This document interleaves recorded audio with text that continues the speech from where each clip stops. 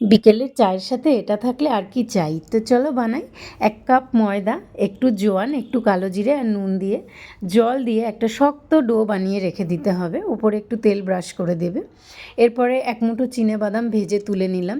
দিয়ে ওই তেলের মধ্যেই 5 ফোড়ন, জিরে, শুকনো লঙ্কা ফোড়ন দিয়ে একটু আদা, কাঁচা লঙ্কা থেতো করে দিয়ে নেড়ে চেড়ে নিয়ে নুন, হলুদ, লঙ্কার গুঁড়ো, জিরের গুঁড়ো দিয়ে আবারও একটু নেড়ে চেড়ে আগে থেকে সেদ্ধ করে রাখা আলু দিয়ে একটা মশলা বানিয়ে নিতে হবে। এরপর ওই ডো থেকে একটা লেচি কেটে রুটির মতো এইভাবে পিৎজা কাটার বা ছুরি দিয়ে কেটে নিতে হবে, ছোট ছোট কেটে নিয়ে আলুটা এইভাবে সবার মাঝখানে মাঝখানে দিয়ে হাতে তুলে, এটা খুব সহজ। দেখো আমি দুটো করে দেখিয়ে দিলাম।